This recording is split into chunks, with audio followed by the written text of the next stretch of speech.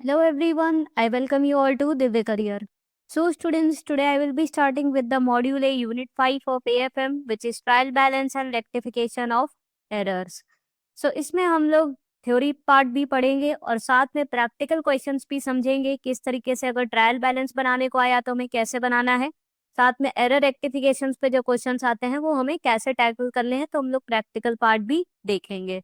तो session start करने से पहले चैनल को जरूर से सब्सक्राइब करके बेल आइकन प्रेस कर दीजिए to get the timely notification of all the uploaded videos.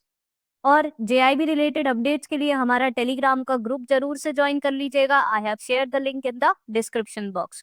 So let's start with our session. तो इसमें सबसे पहले हम लोग बात करेंगे about trial balance. Trial balance क्या होता है, हम लोग ने जैसे कि लेजर अकाउंट्स देखे थे, लेजर समझा था। सो जो लेजर का जो क्लोजिंग बैलेंस होता है वो हम लोग ट्रायल बैलेंस में शो करते हैं on the debit and credit side. तो जो डेबिट और क्रेडिट साइड है वो दोनों इक्वल होना चाहिए। अगर वो इक्वल नहीं है इसका मतलब कुछ तो अरिथमेटिकल एरर वगैरह हुई है। और अगर इक्वल है तो भी कोई जरूरी नहीं है कि इट इज एरर फ्री। अब कुछ ऐसे एरर्स होते हैं जिनकी वजह से क्या होता है कि आपका ट्रायल बैलेंस तो मिल जाता है। ओके, जैसे कंपनसेटिंग एरर्स हैं, वो सब अभी हम देखेंगे। तो उनकी वजह से क्या होता है, आपका ट्रायल बैलेंस मिल जाता है but there are errors present. ठीक है, सो पहले ट्रायल बैलेंस की बात करेंगे और उसके बाद हम लोग एरर्स पे आएंगे। So trial balance is a statement showing the debit and the credit balances taken from the ledger, including the cash and bank balances as on the particular date. So जो हम लोग लेजर बनाते हैं, laser के जो closing balances होते हैं वो हम लोग डेबिट और क्रेडिट साइड में शो करते हैं ट्रायल बैलेंस के। So it reflects the summary of all the ledger accounts. Now what are the features and purpose of a trial balance? It is a list of debit and credit balances drawn from the ledger. तो हमने जो हर account का ledger account prepare करते हैं तो उसी laser से हम लोग डेबिट और क्रेडिट बैलेंसेस इसमें रिफ्लेक्ट करते हैं। It's main purpose is to establish the arithmetical accuracy of transaction recorded in books of account. तो हमारे जब दोनों बैलेंस इक्वल हो जाता है तो हमें ये पता रहता है कि हाँ अरिथमेटिकल कोई एरर नहीं हुई है। It is usually prepared at the end of year. It enables the trader to know the amount receivable from the customers and amount payable to the suppliers. Proper trial balance बना रहेगा, इससे आपको एक idea आ जाता है कितना amount अभी आपको ड्यू है, कितना किसको देना है, कितना आप ओ करते हो। It facilitates the preparation of final account. फिर इसके बाद आप या ट्रायल बैलेंस है then you proceed further to prepare the final accounts which includes your profit and loss account statements and balance sheet. Okay, तो वो बाद के चैप्टर में हम लोग देखेंगे। अभी हम लोग क्या ट्रायल बैलेंस की बात कर रहे हैं। बस ट्रायल बैलेंस का अगर कोई क्वेश्चन आता है आपको इतना याद रखना है, रूल है। डेबिट साइड आपको क्या दिखाने हैं, डेबिट साइड में आपके एक्सपेंसेस शो होंगे और असेट्स शो होंगे। मतलब जो पीएल स्टेटमेंट का इनकम एक्सपेंसेस होता है तो एक्सपेंसेस आपको डेबिट साइड शो करने हैं, और बैलेंस शीट में असेट लायबिलिटी होती है तो असेट्स जो भी है वो डेबिट साइड हमें शो करने होते हैं। क्रेडिट साइड हमारी क्या आएंगे, क्रेडिट साइड हमारी इनकम आ जाएगी, इनकम गेन ये सब, और हमारी लाइबिलिटी आ जाएगी। तो अब हमें एक एक देखते रहना है एक एक अकाउंट की, क्या वो एक्सपेंसेस टाइप का है, क्या वो असेट है, क्या वो इनकम है, कि वो लाइबिलिटी है। इन चार ग्रुप में वो फॉल करेगा। ठीक है, तो अगर एक्सपेंसेस या एसेट है तो वो हमें डेबिट में शो कर देना है, इनकम या लाइबिलिटी है तो वो हमें क्रेडिट साइड शो कर देना है। बस इतना सिंपल होता है ट्रायल बैलेंस को प्रिपेयर करना। सो देखिए ये आपका क्वेश्चन है, from the following balances in rupee of Shri Abbas prepare a trial balance as on 31 March 2024। अभी डिफरेंट डिफरेंट लेजर अकाउंट्स दिए। कैपिटल का क्लोजिंग बैलेंस है 15,000 का, ड्रॉइंग्स है, बैंक बैलेंस है, बैंक ओडी है, डिस्काउंट अलाउड है, discount received, salary, purchases, sale. तो अब हमने ट्रायल बैलेंस का देखिए पूरा परफॉर्मा होता है जहाँ पे पर्टिकुलर्स में वो सारे अकाउंट्स आ जाएंगे, लेजर्स आ जाएंगे, लेजर के अकाउंट्स आ जाएंगे जिनका आप बैलेंस लिखने वाले हो। फाइनल बैलेंस डेबिट या क्रेडिट साइड। ये लेजर फोलियो आपका पेज नंबर होता है, इससे हमें मतलब नहीं है। So we are preparing the trial balance as on 31 March 2024। एक एक अकाउंट का देखते जाते हैं।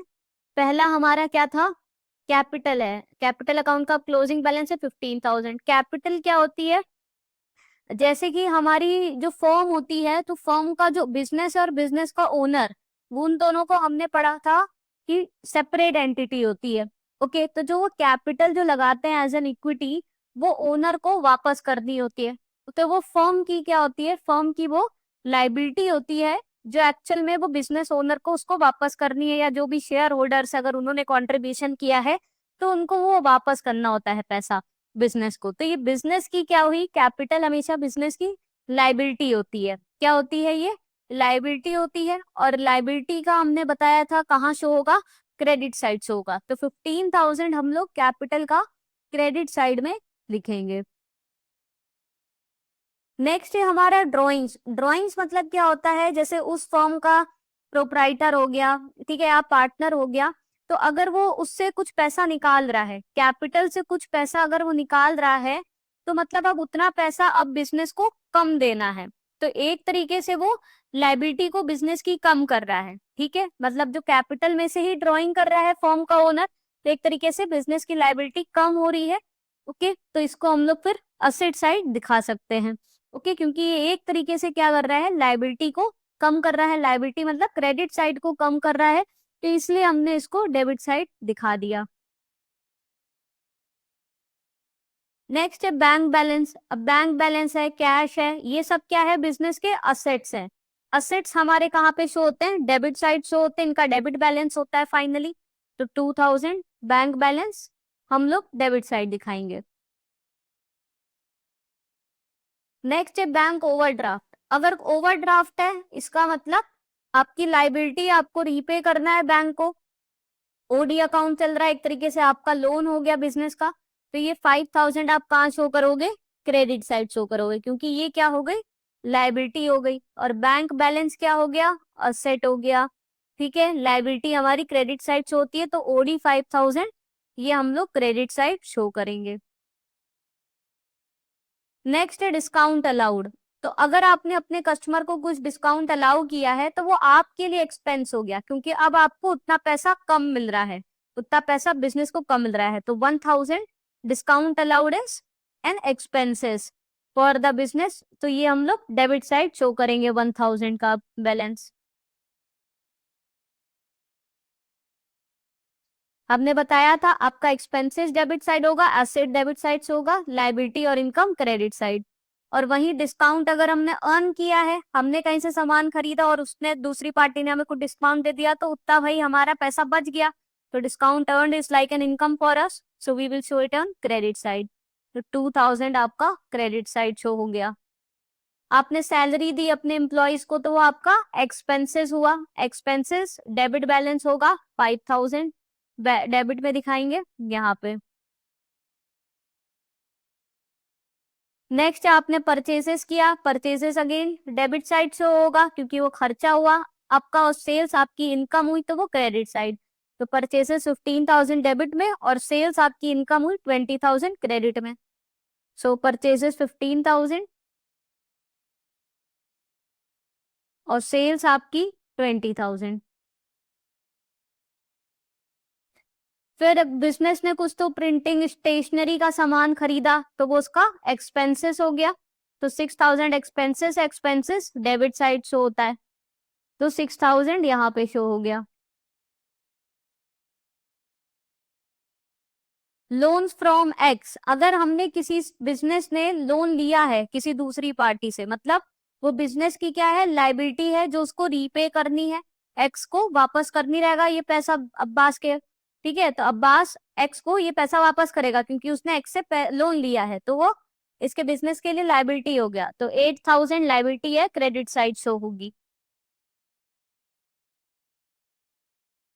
लोन टू हुआ है, अगर हमने किसी को लोन दिया है, तो वो हमारे क्या हो गया, असेट हो गया, जो हमें रीपे करेगा, वाई हमें रीपे करेगा विद इंटरेस्ट, तो वो हमारा असेट हो गया। तो 3,000 असेट साइड शो होगा। हमने प्लांट मशीनरी इन सब पे खर्चा किया, लेकिन मशीनरी क्या होती है, एक्सपेंस नहीं होती। मशीनरी आपकी असेट होती है। मशीनरी क्या होती है, असेट होती है, जिससे कि हम अपने गुड्स वगैरह बनाएंगे। फिक्स असेट की कैटेगरी में आती है, ये बैलेंस शीट में शो होती है, it is not an expense. तो असेट का डेबिट साइड शो होगा।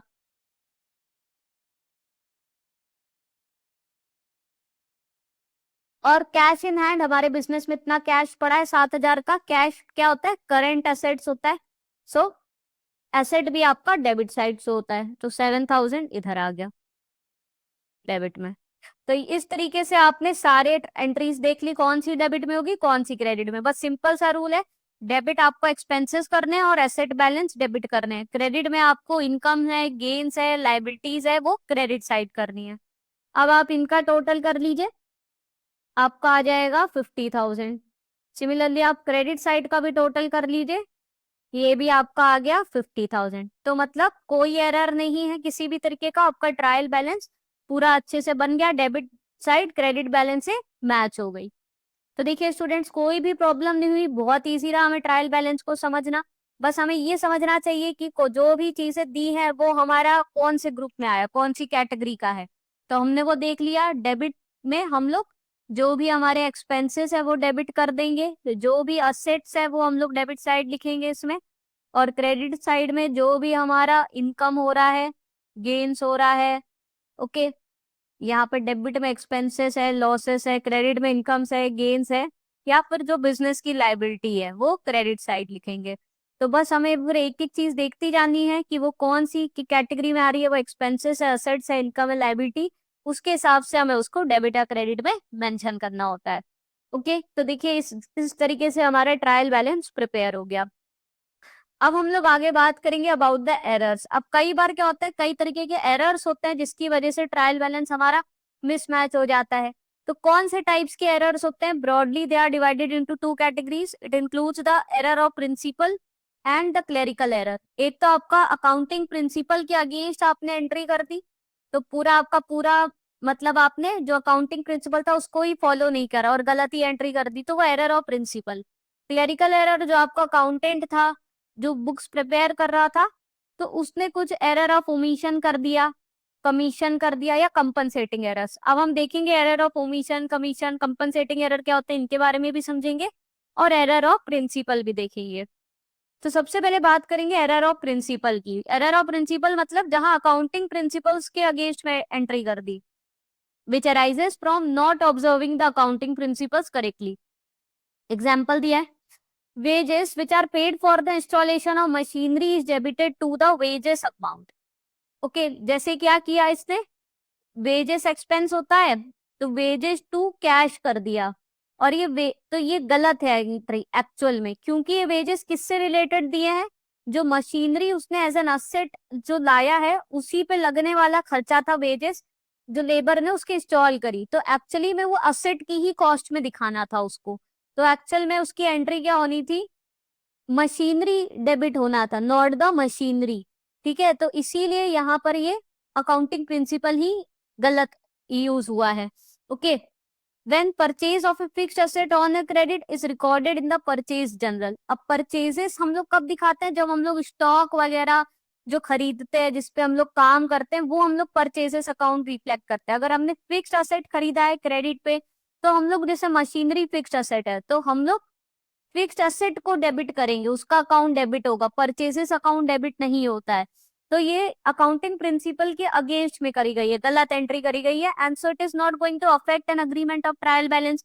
क्योंकि परचेजेस आपका क्या होता है, एक तरीके से एक्सपेंस होता है जो आप डेबिट साइड शो करते हो। इन लोग ने एंट्री क्या गलत पास कर दी, इन लोग ने कर दी परचेजेस अकाउंट टू कैश, और होनी क्या थी, या फिर अगर क्रेडिट में किया तो जिससे भी इन्होंने क्रेडिट में सामान लिया है, मान लीजिए एबीसी से लिया है, तो ये इन्होंने कर दी, और क्रेडिट पे एक्चुअल में मशीनरी खरीदी गई है, तो हमें करनी क्या थी एंट्री, मशीनरी टू जो हमारा क्रेडिटर था एबीसी हम मान लेते हैं, ये करनी थी।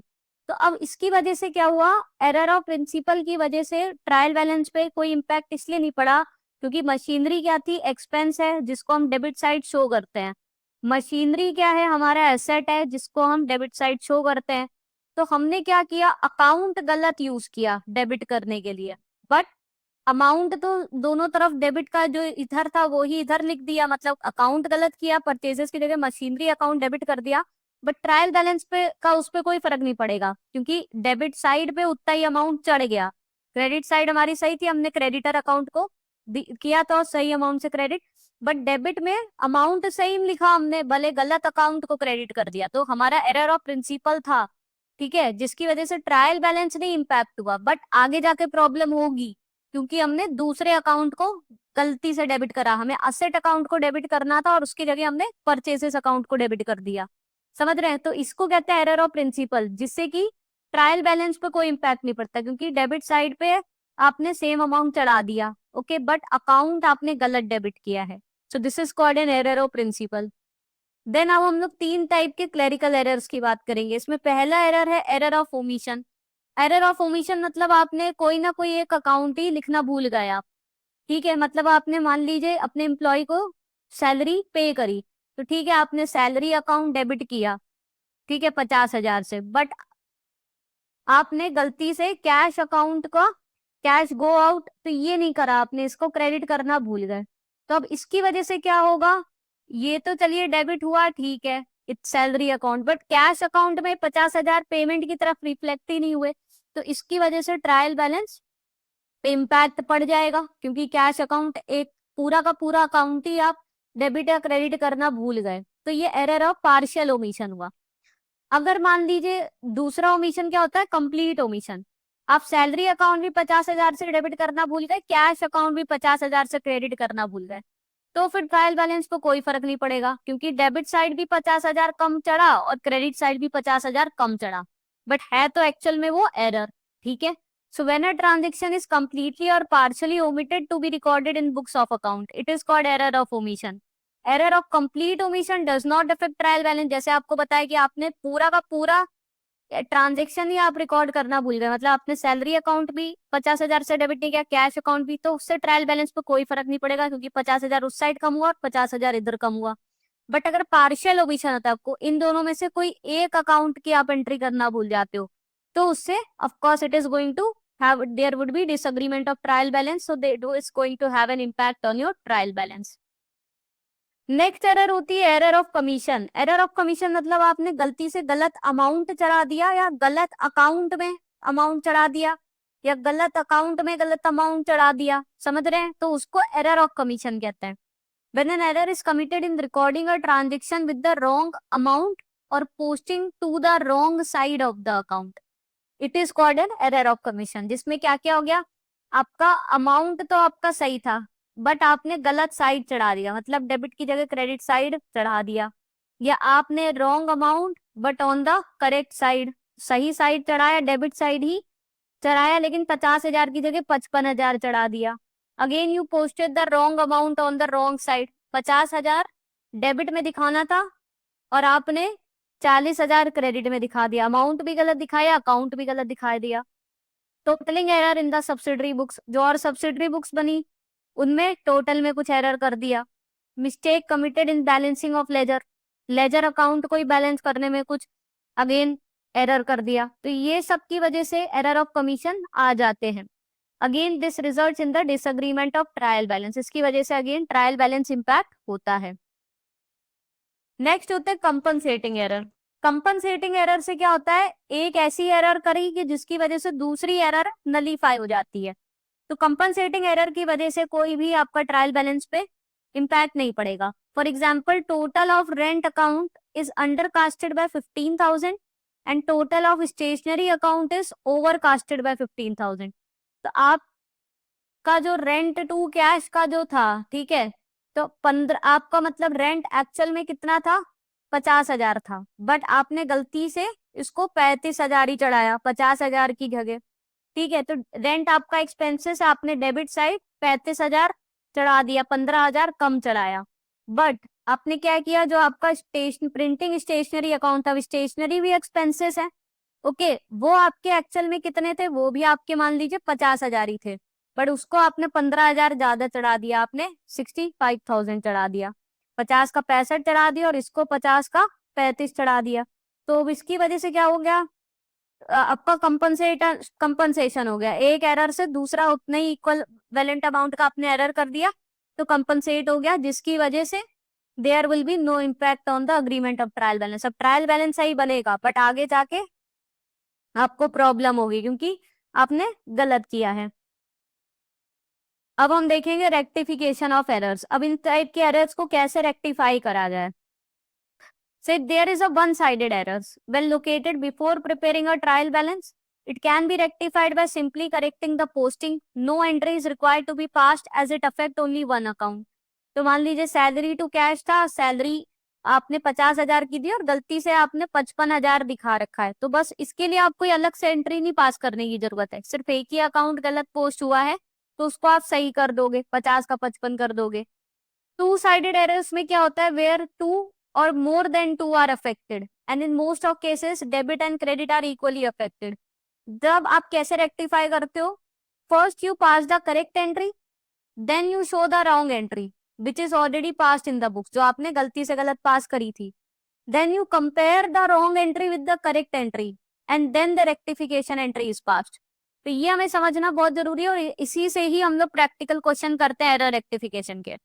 तो जो ट्रांजेक्शन हुए हैं, हमें उसका कुछ एरर हुआ है, हमें एरर रेक्टिफाई करना है, तो हम लोग क्या करेंगे, पहले तो अकाउंटिंग रूल्स के हिसाब से सही एंट्री क्या होनी चाहिए उसको लिखेंगे, फिर हमने जो रॉन्ग एंट्री पास कर दी है उसको लिखेंगे, और फिर उसके जो भी अफेक्ट को कंपनसेट करेंगे उसी को एक्चुअल में रिवर्स करेंगे, तो हमें एरर रेक्टिफाई एंट्री पास करेंगे, रेक्टिफिकेशन एंट्री पास करेंगे।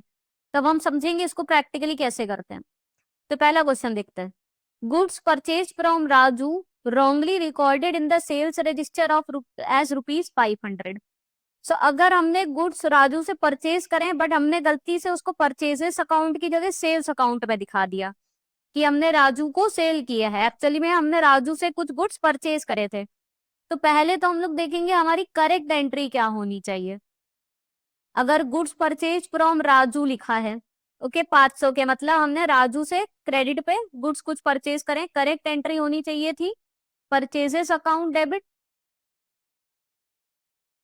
टू राजू अकाउंट, ये एंट्री होनी चाहिए थी 500 रुपए 500 रुपए। बट हमने गलती से क्या कर दिया, हमने परचेजेस की जगह ये एंट्री सेल्स अकाउंट में चढ़ा दी। सेल्स में चढ़ा दी तो एक तरीके से राजू को अपना डेटर दिखा दिया क्रेडिटर की जगह, तो हमने गलती से राजू अकाउंट को डेबिट कर दिया 500 रुपए से और सेल्स अकाउंट को क्रेडिट कर दिया 500 रुपए से। तो अब हम लोग को रेक्टिफाई करना रहेगा, इस एरर को रेक्टिफिकेशन एंट्री चढ़ानी रहेगी जिससे हमारी रॉन्ग एंट्री खत्म हो सके और करेक्ट एंट्री का इम्पैक्ट आ सके। सबने सब कुछ गलत कर दिया। देखिए पहला तो हमें करेक्ट में क्या करना था, परचेजेस डेबिट करना था, रॉन्ग में हमने परचेजेस को कहीं लाए नहीं, तो रेक्टिफिकेशन में पहले तो परचेजेस डेबिट होना था, तो परचेजेस को भाई डेबिट कर लेते हैं 500 रुपए से। दूसरा हमें क्या करना था, करेक्ट एंट्री के हिसाब से राजू को 500 रुपए से क्रेडिट देना था। गलत क्या किया, हमने उसको डेबिट दे दिया 500 से, तो राजू को क्रेडिट देना है 500 की जगह हमें इसमें +100 मान लीजिए करना था, तो हमने -100 कर दिया, तो सही करने के लिए हमें +1000 करना पड़ेगा। तो टू राजू अकाउंट, क्योंकि वो एक तरीके से डेबिट कर दिया 500 क्रेडिट करने की जगह, तो उसको सही करने के लिए हमें राजू अकाउंट को 1000 से क्रेडिट करना पड़ेगा। रॉन्ग है तो ये परचेजेस और राजू को हमने सही किया। रॉन्ग एंट्री में क्या क्या लफड़ा किया, एक तो राजू अकाउंट का क्या था वो तो चलिए सही हो गया, दूसरा हमने सेल्स अकाउंट को क्रेडिट दे दिया है गलती से, तो इसको रिवर्स करना पड़ेगा, सेल्स अकाउंट को डेबिट में लिखना पड़ेगा। So sales account debit with 500, ये रेक्टिफिकेशन एंट्री पास होगी। Where purchases account have to be debited with 500 rupees, sales account have to be debited with 500 rupees, and finally Raju account get credited with 1000 rupees.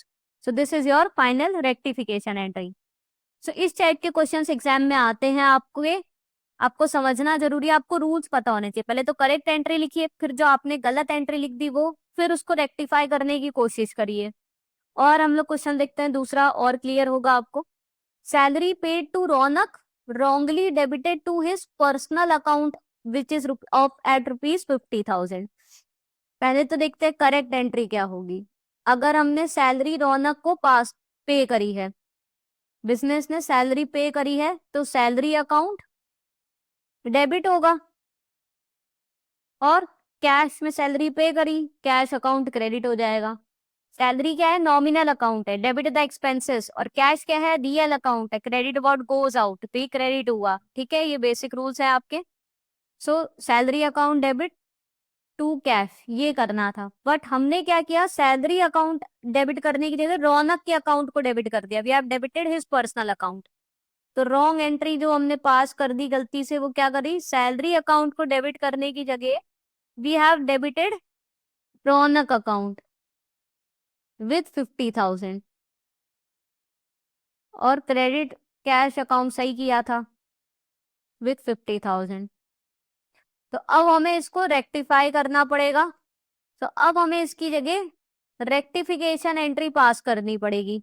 Rectification के लिए क्या करना है, correct entry क्या थी, salary account को 50,000 से डेबिट करना था, जो हमने किया ही नहीं है। रॉन्ग में हमने ना सैलरी को डेबिट किया ना क्रेडिट। तो पहले तो सैलरी अकाउंट को जो हमें सही काम करना है पहले उसको देखिए।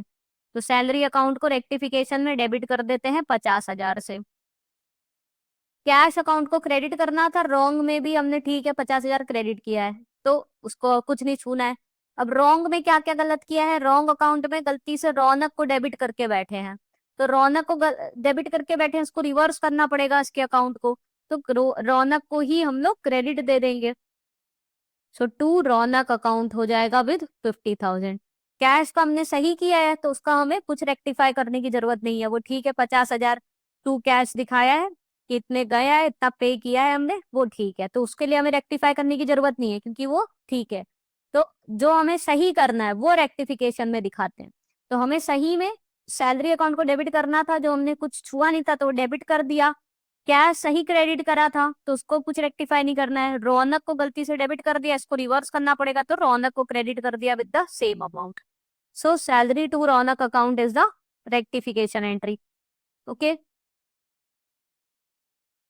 नेक्स्ट क्वेश्चन देखते हैं।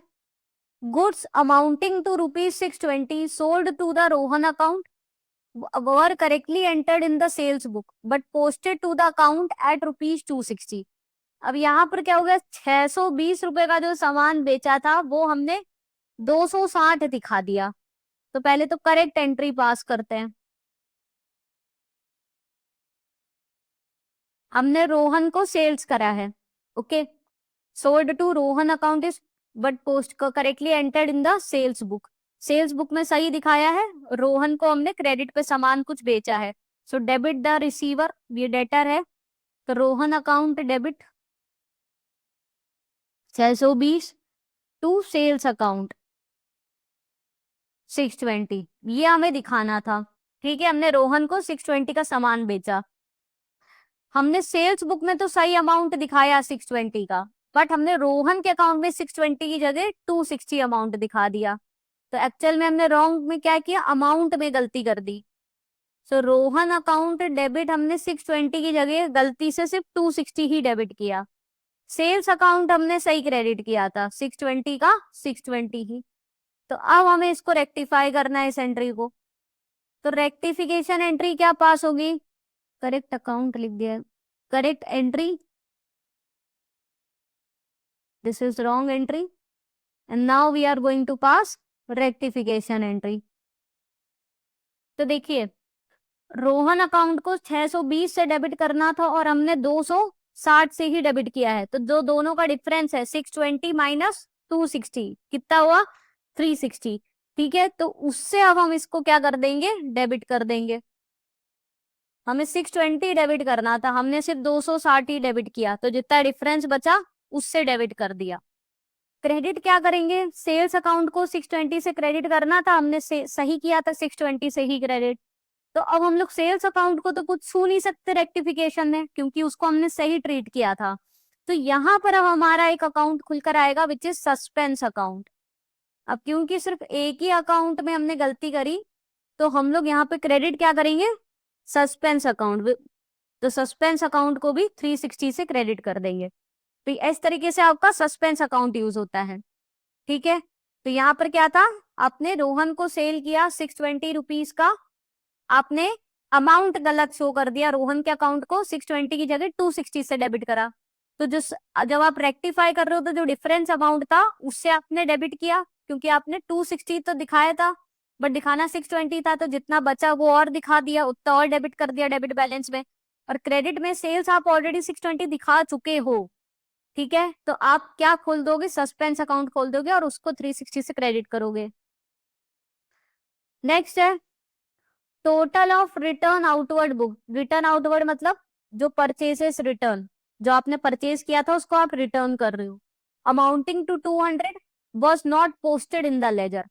तो परचेजेस रिटर्न को आप लेजर में दिखाना ही भूल गए। Again there is a partial omission. Partial omission है, इसमें भी एक चीज गलती हो गई। तो देखिए करेक्ट एंट्री क्या होगी, जब आप कोई सामान आपने खरीदा है वो वापस करोगे तो आपको वापस से कैश मिल जाएगा उसका। So debit word comes in, cash वापस आ गया आपका। तो कैश अकाउंट डेबिट हो गया 200 रुपए से टू परचेज रिटर्न्स, या रिटर्न आउटवर्ड कुछ भी लिख दीजिए। रिटर्न आउटवर्ड बुक लिखिए तो परचेज रिटर्न की जगह ना रिटर्न आउटवर्ड ही वर्ड यूज कर लेंगे। टू रिटर्न आउटवर्ड,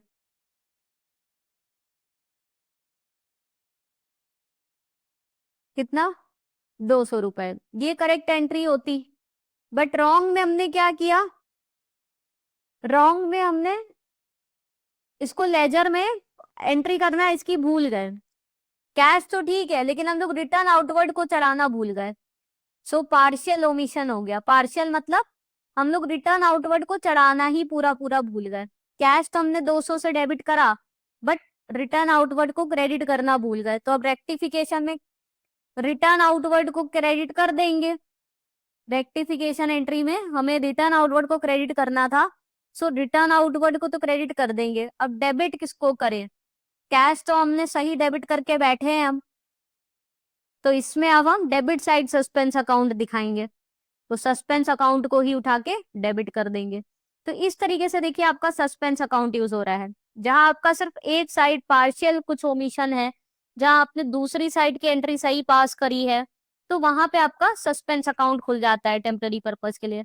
ठीक है, सो आई होप आपको ये सारे क्वेश्चन एकदम अच्छे से क्लियर हो गया किस तरीके से रेक्टिफिकेशन एंट्री पास करते हैं, क्योंकि ये बहुत इंपॉर्टेंट है। तो ये वाले सारे ही क्वेश्चन एक बार फिर से गो थ्रू करिएगा और खुद से भी एक सारी एंट्री पास करने की कोशिश करिएगा। पहले करेक्ट लिखिएगा फिर रॉन्ग और फिर उसको रेक्टिफाई करिएगा, रिवर्स करने की कोशिश करिएगा, और कुछ नहीं करना है। ठीक है, सो स्टूडेंट्स इसके साथ हमारा आज का सेशन यही ओवर होता है, जहां हमने ट्रायल बैलेंस भी बनाना सीखा और एरर रेक्टिफिकेशन पे भी क्वेश्चंस देखे। अगर आपको सेशन पसंद आया हो जरूर से लाइक करके चैनल को सब्सक्राइब कर दीजिए, बेल आइकन प्रेस कर दीजिए to get timely notification of all the uploaded videos and for all the JIB related updates do join our Telegram group. I have shared the link in the description box. See you in the next session. Thank you.